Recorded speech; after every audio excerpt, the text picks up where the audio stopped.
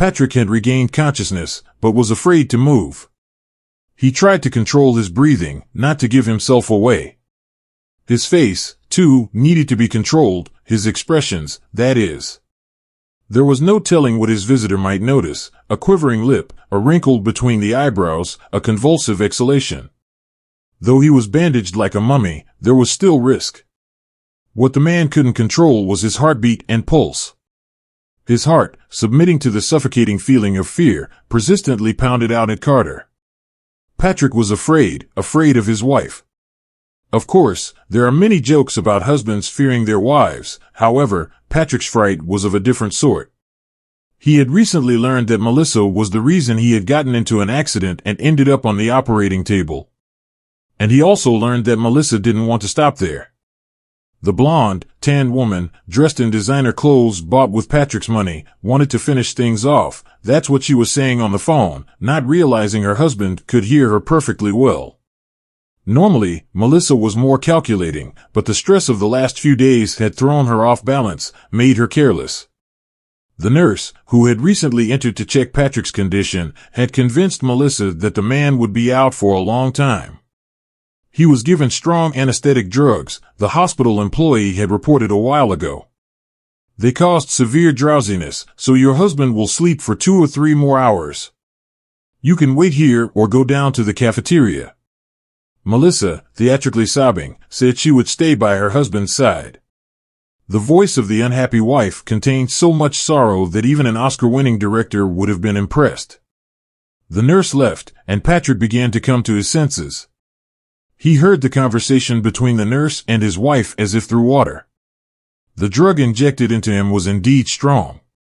Patrick felt his brain engaged before his body could respond. He tried to move a finger or lift his eyelids to look at his wife, to calm her apparent sobbing, but he couldn't. He lacked the strength. Then, Melissa got a phone call. The tears immediately subsided. She coughed, glanced at the hospital bed, then went to the window. She lowered her voice, but her words still reached Patrick's ears. "Why are you calling me? I told you I would sit in the hospital to pretend that I'm suffering and beside myself with grief," the woman hissed. She must have let the caller speak because Melissa fell silent for a while. "Listen, see," she mumbled, and the confused Patrick realized she was talking to his friend and colleague, Kirk Flanders. "You sort it out by yourself, okay? How do you plan to manage the company instead of Patrick? If you falter at some small problem, and anyway, if they don't want to do business with us now, then screw them. We'll find other clients and other contracts." Patrick's temples were sweating. He could hardly refrain from clenching his fists. Terror, fear, anger, and incomprehension, all of this made his head spin like the solution in the drip, its catheter protruding from his arm. For a moment, Patrick thought he must still be asleep. Yes, he must not have come out of anesthesia, so he was hearing all sorts of nonsense, conspiracy theories between Kirk and his wife that couldn't be true. Right? He wasn't living in a Brazilian soap opera. Kirk Flanders was his army buddy. He was a nice guy, but from a troubled family. His father was a terrible alcoholic. It had gotten to the point where he'd killed a drinking companion. At the trial, Kirk Sr. said that the deceased hadn't paid a gambling debt, for which he had paid with his life. Kirk didn't regret that his father was in prison now. On the contrary, he sighed with relief. His dad, whether sober or drunk, always flayed him. Kirk sincerely thought that life would now be easier and better, but he was wrong. Kirk's mother was devastated by her husband's incarceration. She ran to visit him, carried packages, and sent almost all the money she earned to treat her beloved prisoner. Then, during one of these visits, she met another convict. As they began to communicate, the woman's love for her husband faded. She demanded a divorce, which the state granted unilaterally. However, life in Kirk's house became even worse. A stepfather appeared, who had served time for robbery, and along with him came his friends. None of them worked, yet money appeared in the house. Very soon, Kirk realized his stepfather hadn't abandoned his criminal ways. The man kept eyeing his stepson, hinting that he and his buddies needed someone small and quick, for instance, to act as a lookout or to squeeze through narrow windows. However, Kirk wanted no part of such a life. After finishing school, Kirk couldn't get into any college. He worked odd jobs for a while, then waited until he was old enough for the draft and joined the army. There, he met Patrick, whose bunk was next to his. Patrick had been much luckier in life. His parents were wonderful people who owned a pet store. As their only son, they raised him with love and moderate strictness. Patrick's father wanted to raise a decent, good man. That's why he took on the role of disciplinarian when necessary. However, Patrick was never punished without reason. He wasn't even scolded for poor grades in school, except for skipping classes. "I don't need your grades," his father often told him. "Grades don't define you or show you knowledge, they're subjective. But I do need your effort. You know, school is the time when you have to search for yourself, to decide what you like and what doesn't appeal to you." Patrick listened to his father. He always respected him and was even a little afraid of him, though there was no need to be. The man never raised a hand to his son. He tried to talk things out. If Patrick misbehaved badly, he was punished with chores, not the belt. His mother, Mrs. Oliver, adored her son. She never even raised her voice at him and often hid his misdeeds from her husband. Patrick was rarely denied anything. Of course, he wasn't allowed to get a snake tattoo on his entire arm at 13, nor was he permitted to go hitchhiking. However, all of Patrick's reasonable requests were warmly received by his parents. Disgusted, and only then did Mom and Dad decide, especially after his son's hobbies, which, as typical for schoolchildren, arose spontaneously and then faded away. During his love for rock music, Patrick tried to learn the guitar. His parents bought him a good instrument and paid for lessons with a teacher. When Patrick tired of music, he turned to boxing. His dad personally accompanied him to the sports equipment store and bought him a pair of gloves. However, after getting hit on the nose a few times, Patrick abandoned his dreams of becoming the next Muhammad Ali. Patrick also tried rock climbing, cycling, and swimming. His parents never grew weary of his pursuits. On the contrary, they encouraged their son, proud of any success he achieved. Finally, in 9th grade, Patrick settled on soccer. Though he wouldn't become a great athlete, Patrick enjoyed playing on the team. He was an excellent defender, and his parents tried not to miss any of his matches. As a result, Patrick grew into a good person and a grateful son. He sincerely loved his parents, helping them in the store both during his school years and after entering university. To a large extent, working in his parents' pet store shaped Patrick's life course, along with one more fateful incident. It was January, and winter had gone wild. The wind howled from morning till night, rattling people's windows and doors. Snowplows couldn't keep up with clearing the roads, and cars lost their battle against the elements. Hospital trauma units were filled with those who had slipped on the ice. Mrs. Oliver was among these unfortunate souls. She was walking from the store when her boots lost traction on a frozen puddle.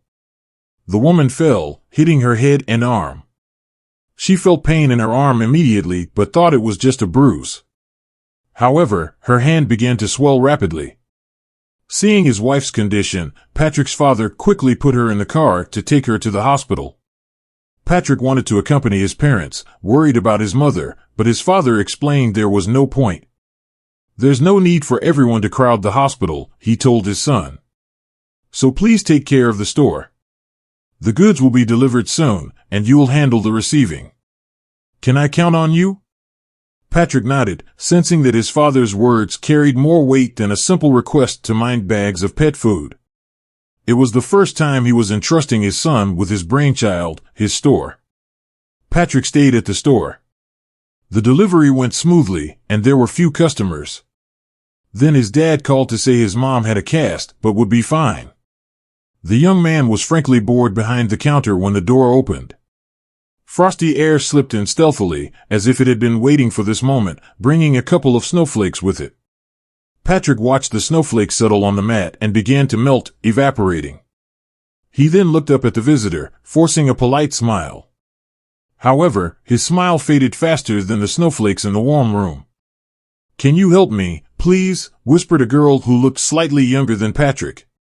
Her face was red from the frost that seemed to bite her cheeks and even her trembling lips, leaving dry wounds. The girl's blue, bottomless eyes were full of tears. Her dark hair was disheveled beneath a white hat with a fluffy pom-pom. "What happened?" Patrick asked, rushing out from behind the counter. "I found it on the road," the girl said, looking down. Patrick followed her gaze and noticed she was hiding something under her down jacket. The girl slightly unzipped it, revealing a puppy nestled against her heart. "What's wrong with him?" "I don't know," the girl admitted. "Maybe he was run over. It's so icy today, there are so many accidents and you can barely see the road. Maybe he's just cold or hungry, but he's breathing and warm. He needs help." A couple of tears escaped her eyes. Patrick clenched his fingers, suppressing a desperate desire to wipe them away. The girl was awakening strange emotions in the high school student, and this puppy, Patrick adored dogs. At home, they had a mongrel with protruding ears and a stray cat that behaved like an insolent, arrogant aristocrat. His family had rescued both from the street.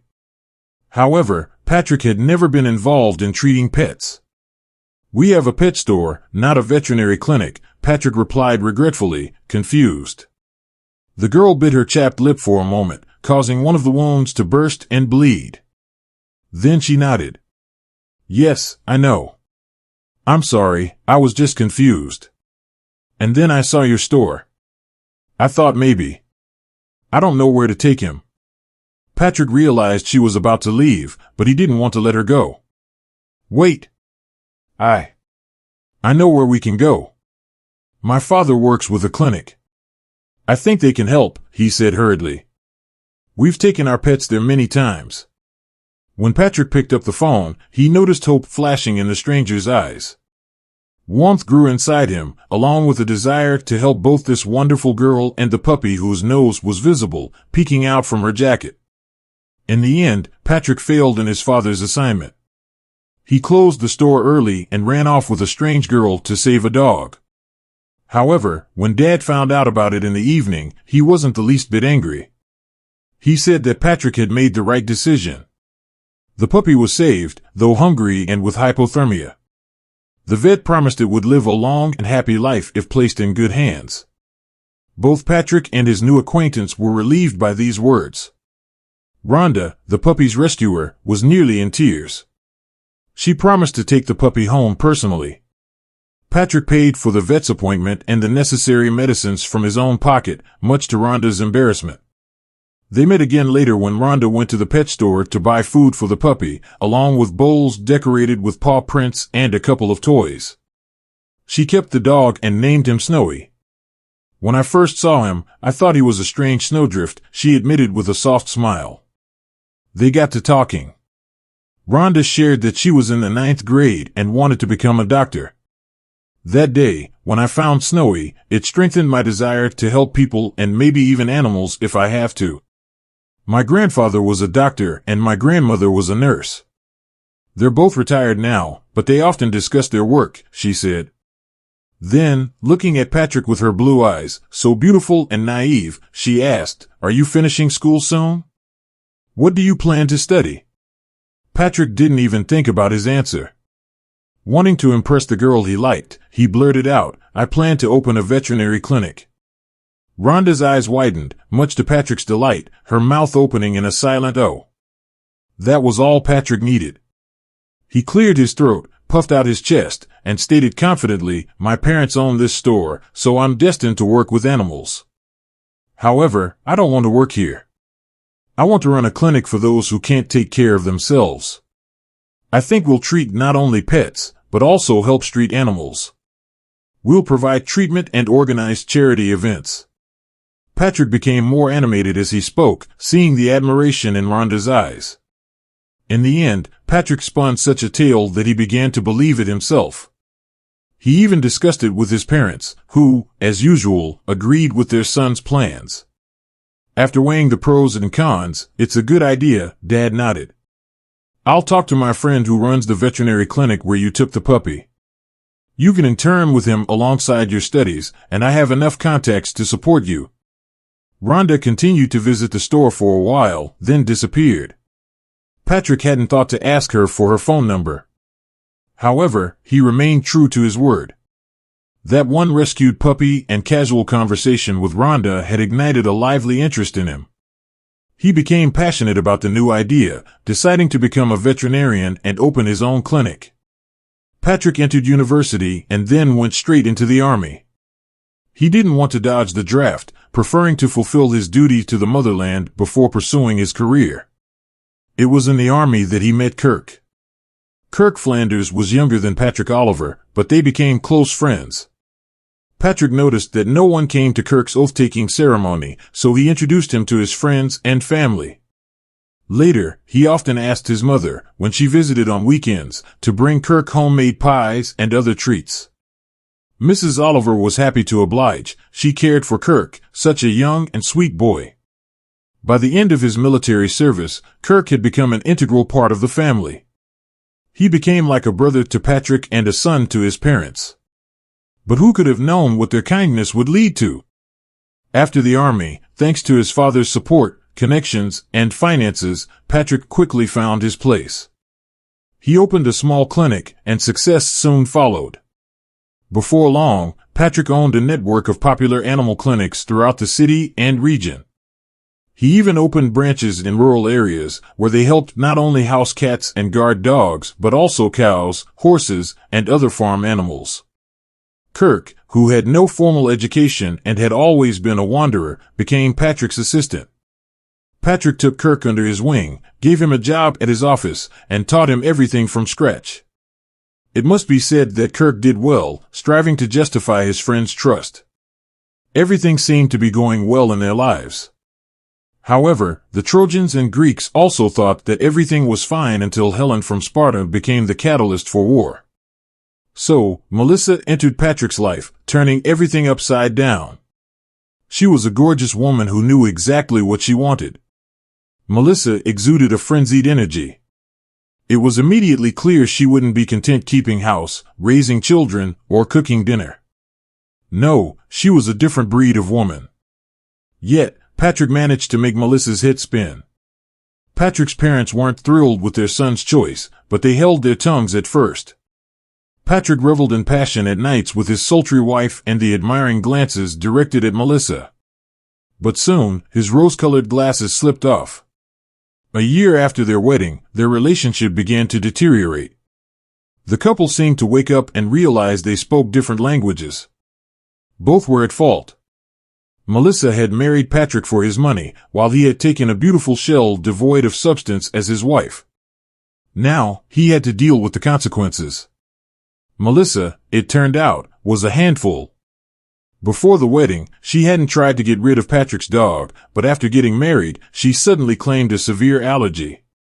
Poor Spike was relocated to Patrick's parents, leaving Patrick feeling like a traitor. Melissa, who had previously kept herself in check, now seemed to be off the leash. She constantly spent money, disappearing into beauty salons, stores, and clubs. Patrick worked hard, helping his parents as his father's health declined and his mother fell ill frequently. He tried to talk to his wife, but in vain. Finally, Patrick gave up. "Melissa, we're incompatible," he admitted. "I see family differently. I don't like your lifestyle or your views on marriage. To be honest, I want children, more than one. I'm sorry for wasting your time, but it would be better for us to separate now before it's too late." Patrick hoped to resolve their conflict peacefully, but Melissa had no interest in peace. The temperamental woman was eager to create scandals, shouting and breaking dishes. Once, a cup even flew at Patrick's head, cutting his eyebrow. And now, Patrick lay in the hospital ward, listening to her angry, stinging whispers, and wondered, was the moment she saw my first wound, noticed the first drop of my blood, a turning point? Was it then that she, like a shark, smelled blood and tasted her victim? It turned out that Melissa didn't want to part with the money she had access to, but she planned to keep it in a terrible way. What partners and doctors are waiting for Patrick's return? Melissa chuckled, as if Kirk had told her a great joke. They won't let them prepare funeral flowers, and you'll be ready to give a farewell speech about how he was like a brother to you. And don't forget to ingratiate yourself with his parents afterward. They don't like me at all, but they adore you like family. It'll be easier for you to gain their trust. Patrick's breath caught, and his wife's voice continued to penetrate him like poisoned air. What? No. Patrick isn't awake yet. Yes, the operation went well, too well, she reported to her accomplice with feigned pity. If you had listened to me, everything would have turned out differently. We could have bribed the surgeon, then Patrick simply wouldn't have made it out of the operating room. It would have been easy for him to cut something with his scalpel. Patrick opened his eyes. The light hurt, but he paid no attention. His gaze settled on his wife. She stood with one arm wrapped around herself, pressing a latest model smartphone to her ear, a gift from Patrick. Melissa constantly needed new things, always wanting to be among the first in their circle to show off to her friends, design a handbag, shoes, phone, car. Who would have thought she'd want a new young husband too, and not one as headstrong as Patrick, but obedient like a doll? Melissa, as if feeling someone's gaze on her skin, turned around. Patrick managed to close his eyes, miraculously not clenching them. He held his breath and remained still until Melissa continued her conversation. What? Repeat, Melissa asked her interlocutor in a dissatisfied tone, turning back to the window. Kirk Flanders's words didn't seem to please her. She stomped her foot, shod in a scarlet shoe, then clicked her tongue. What a coward you are. I have to do everything myself. There was another pause as Melissa listened to her interlocutor. Then she sneered and let out a tirade, involuntarily speaking louder. What? What did you do? You didn't do a damn thing. You didn't say a word, thank you for that. And then you got drunk and started calling your buddy. Did you think I wouldn't find out? They gave me Patrick's cell phone. What did you want to tell him, huh? Why did you call him? She snorted when she heard the answer. I did it all, though. I put crushed pills in his morning coffee so he'd fall asleep at the wheel and get into that accident. And when it didn't kill him, I bribed the nurse. I did it all. You've done nothing for our future, and after this, you want to run the company and share a bed with me? Do you think I don't see anything? I can see right through you. You're as greedy and vile as I am. You've been jealous of Patrick your whole life, his relationship with his parents, his career, the fact that you saw me first and he took me for himself. Am I wrong? You've lived in his shadow on the sidelines. You have nothing else to offer but good looks. Patrick's throat was already dry, but now it felt like the Sahara Desert. Could Kirk really harbor such thoughts? Impossible. Melissa was telling the truth. Kirk had introduced her to Patrick, however, Patrick never imagined there could be something between them. Kirk hadn't said a word. Everything is settled, Melissa mouthed. Meanwhile, I've already arranged it. Our patient will be injected during the nurse changeover. I won't be here, of course, to avoid suspicion. The report will say he collapsed due to postoperative complications. No. I can't take it anymore. If he regains consciousness, he'll either divorce me or have me arrested.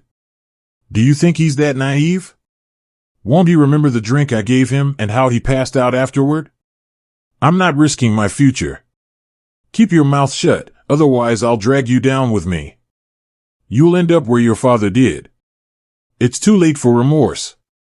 Start taking what you can from life. Sometimes happiness comes at someone else's expense. Apparently, Melissa didn't wait for a response. She ended the call with an exaggerated sigh. What a weak fool, she muttered. As Melissa turned, her heels clicked a sharp rhythm across the room toward the door. Patrick remained motionless. At the exit, Melissa paused and glanced back over her shoulder with disgust. Her lips trembled, her mouth opening briefly as if to speak or say goodbye, but she reconsidered, clenched her teeth, and left the room, abandoning her husband. Patrick lay still for a while, afraid to move. Then he opened his eyes. He broke into a cold sweat and twitched violently. The realization was horrifying. Unlike in movies, where people immediately recover from surgery or a coma, Patrick hadn't yet recuperated, and his condition was dire. His head throbbed. Nausea surged up his throat so forcefully that, if he had anything in his stomach, he would have quickly emptied it. The room spun. He touched his forehead with trembling fingers. "I've got to do something. I'll sue that witch. She wants her inheritance." "Snake," Patrick whispered, feeling his strength ebbing away. It seemed to drain from him, along with his energy. He yearned for sleep. He sank back into the pillow, trying to steady his breathing. Suddenly, the door swung open again. Patrick cast an anxious glance toward the entrance. His breathing came in gasps. A nurse had entered, a nurse who was going to give him an injection. The pretty nurse, noticing the patient's gaze, hesitated momentarily. Patrick interrupted her confusion as an admission of guilt. However, after a second, she smiled. "Hello. How are you feeling? We've spoken before, but you were still under anesthesia and probably don't remember," she said, her cheeks flushed slightly with embarrassment. Patrick furrowed his brow, unable to respond. Yes, he vaguely recalled something like that. As the anesthesia wore off, he'd seen the girl. He thought she'd even held his hand. He remembered the warmth of someone else's touch, but assumed he'd imagined it. "Are you feeling better?" the nurse asked again, without waiting for an answer. "I'll give you some injections, vitamins, and painkillers. You need more rest now, and fluids. I can help you, give you some water." The nurse was attractive, even beautiful. Her snow-white gown and upswept hair, with a few loose strands, made her look angelic, an angel of mercy. However, Patrick refused to trust appearances. "Don't come near me," Patrick whispered. He tried to raise his hand, but realized his limbs barely obeyed him. It was terrifying. "Excuse me," the nurse froze obediently beside the drip, checking the solution level. "Don't you dare touch me. I know everything. You're all going to jail, understand?" He licked his dry lips. How much did she pay you for my life?" "How much?" "I want you to know, it's all my money. I could offer you more, but I won't. I'll send you all where you deserve to go." The nurse's eyes widened. Somewhere in the recesses of Patrick's mind, a faint recognition of those eyes flickered, but the spark was instantly extinguished. He couldn't think rationally. "Please calm down. I think you're experiencing postoperative psychosis. Your mind is confused. You can't distinguish reality from illusion. I can do anything. Let me check your temperature. You must have a fever." Patrick jerked away from the nurse's hand so violently that the catheter tore from his skin, causing pain. However, he barely noticed, nearly falling off the bed. "What are you doing? If you hurt yourself, the doctor will have my head," the nurse cried fearfully. She tried to catch Patrick, but he fought back. Realizing he couldn't overpower even a slight girl, the man gathered air in his lungs and began to call for help. With a squeak, the nurse covered his mouth with her hand. Patrick tried to mumble against her warm palm. He noticed that the girl smelled pleasantly of mint. The thought struck him as insane. He was about to be killed, yet he was sniffing the hand of a criminal. "Please, please don't scream," the nurse suddenly wailed. "I can't lose my job. I've got a stack of reprimands. If I printed them all out, I could wallpaper my apartment with them. If I lose my job, they'll take away custody of my brother. I'm begging you." Her face was so close that Patrick could count each curved eyelash. The girl's whispered voice brushed against his skin. "I beg you, don't scream. I'll do my job, and then I'll get the doctor myself. But let's bring you back to normal." Patrick was dumbfounded. Her eyes, the color of a mountain river, pleaded with him for help. He, already deprived of strength, was completely confused. Noticing that Patrick was no longer attempting to escape from the bed, the nurse carefully removed her fingers from his lips. "I need to help you, give you an injection. No! Patrick shouted. No, I know what you want to do. Patrick felt sick again. He was ready to panic, to go off the rails, to go mad. The nurse tried desperately to calm him down while simultaneously glancing at the door as if someone would come in. This behavior made Patrick even more suspicious. Then something unimaginable happened. The girl's eyes sparkled. She grabbed the syringe, and with one sharp movement, she injected herself.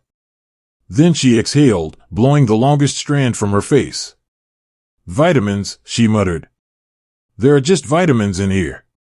Patrick was shocked. He looked back and forth between the nurse and the syringe in her hands.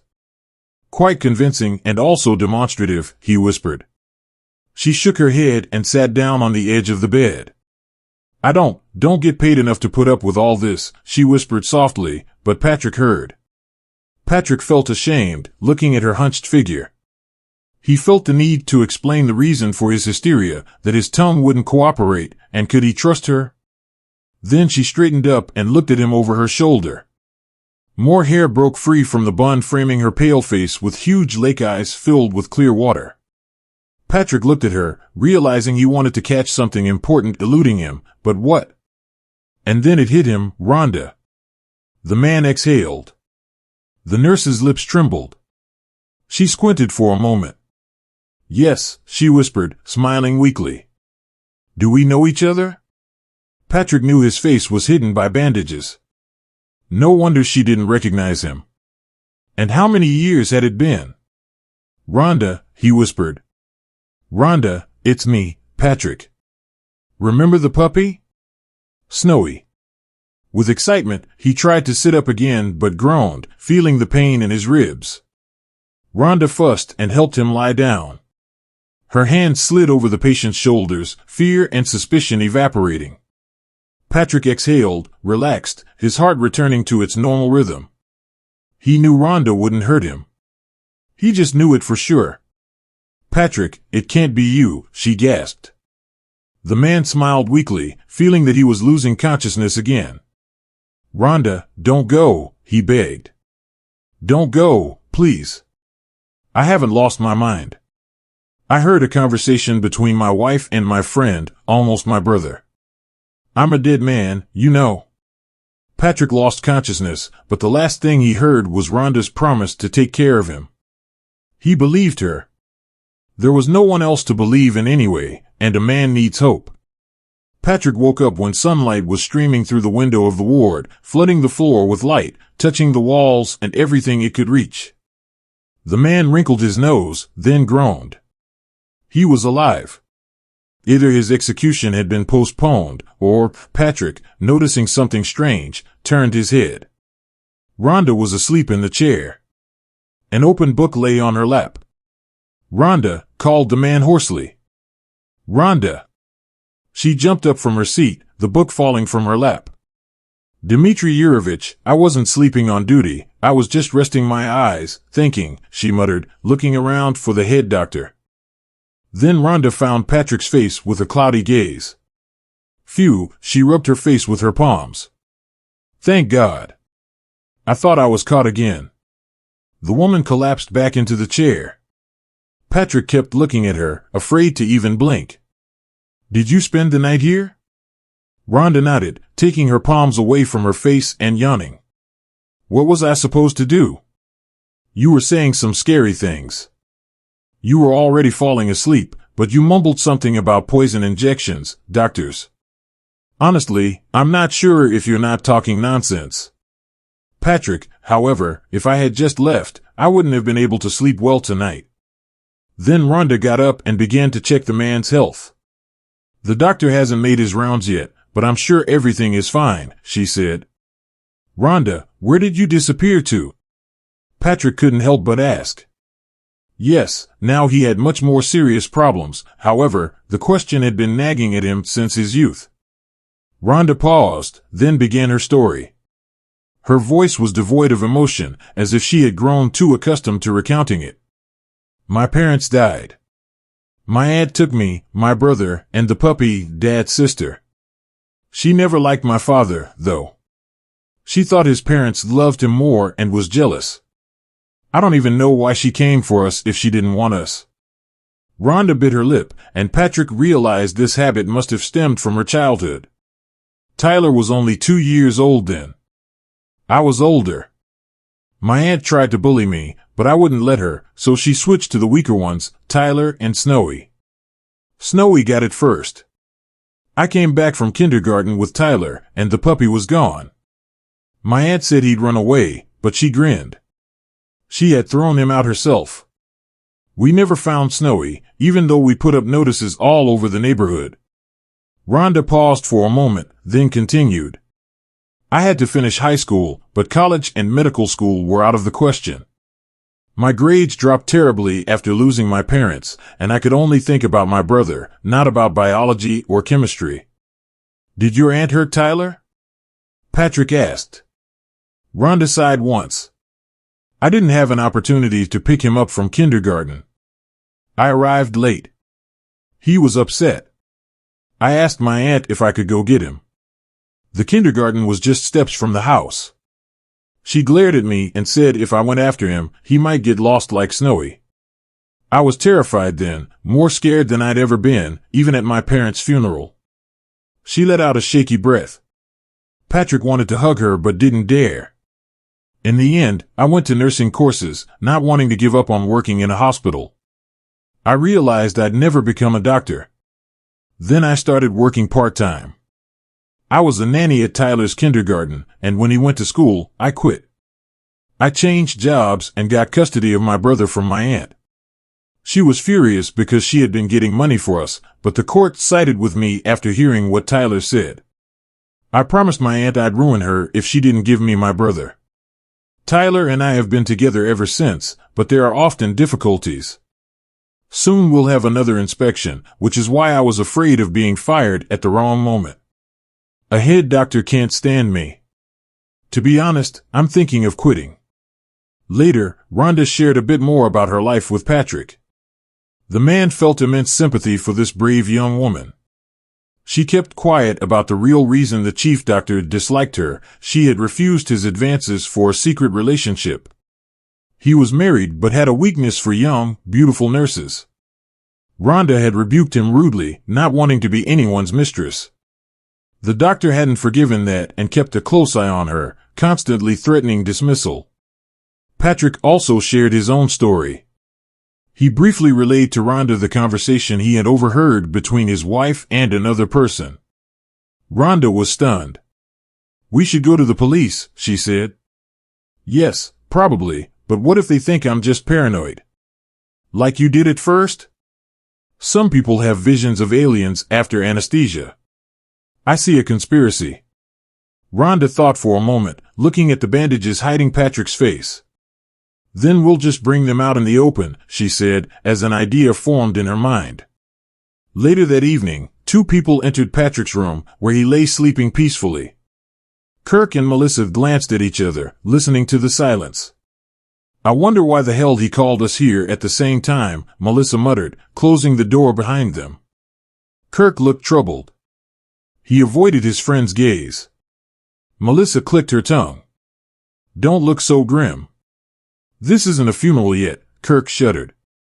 "He's already gained consciousness." "Be quiet," Kirk muttered. Melissa pushed her hair back from her shoulders and walked to the bed, casting a glance at her husband. The room was bathed in cozy twilight. "When will it happen?" Kirk asked quietly. "You said that," Melissa said. "Yes, I did, but there's a nurse around him, and he regained consciousness too quickly," she muttered disappointedly. "Who did you bribe?" Kirk pressed. Melissa was clever and cunning. However, she underestimated people, especially those she considered insignificant. That's what she thought of Kirk. She believed he was in love with her and ready to worship the ground she walked on, not noticing the trap in his questioning. She revealed a name. "The chief doctor, but I only gave part of the payment. I'm not an idiot. I promise the rest when I get my fortune as a grieving widow." Kirk nodded, shoving his hands into his jean pockets and regarding Melissa with a lifeless look. "Don't you feel sorry for Patrick at all?" Melissa shrugged. I only feel sorry for myself in this world, and he's to blame. He shouldn't have threatened me with divorce. People like me, you leave only feet first. She grinned. This applies to you too, Kirk. Kirk shivered, then asked again, don't you want to say goodbye to him? What would I say? And why bother? We'll all meet in hell, the woman snorted. Kirk shook his head, a shadow of a smile on his lips. I don't think so, Melissa. You don't know Patrick well. Even though you were his wife, such a man isn't destined for where you're headed. Exploded, she leapt at Kirk, shaking him and hissing in his face. Pull yourself together. What's with the sentimentality? You feel sorry for him now, don't you? Didn't you say you were suffocating with envy? I was drunk, and you kept pouring drinks, then dragged me to bed. Kirk muttered. Indeed, Melissa had already sunk her claws into him long ago. She'd recorded Kirk's drunken ramblings on her phone, threatening to use them as evidence of his motive for the crime in court. What's in a sober man's mind is on a drunk man's tongue, Melissa retorted. I repeat, we're in this together. We'll answer for everything together, okay? At the trial, I'll say it was your idea, that you seduced and manipulated me.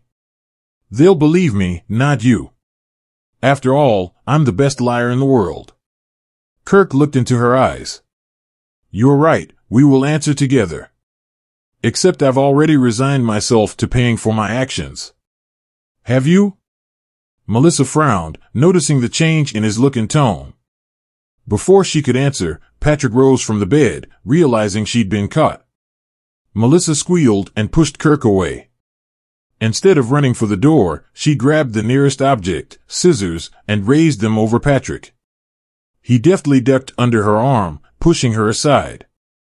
As the bandages fell away, Melissa realized it wasn't Patrick, it was a police officer. Damn you! How could you betray me? Melissa yelled at Kirk as they led her away. See you in hell, he waved goodbye. The trial concluded swiftly.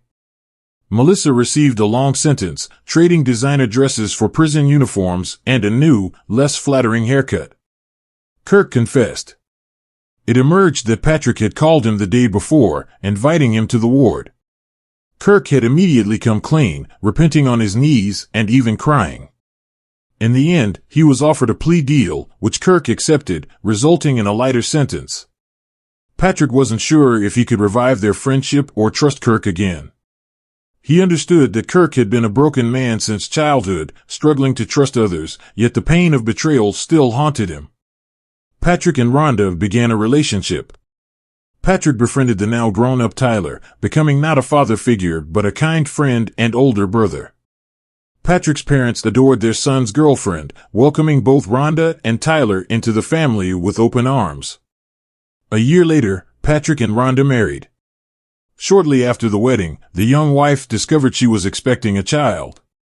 Looking to the future, we can say with certainty that they would live a long and happy life. And how can it be otherwise? After all, as it turned out, you can't run from fate.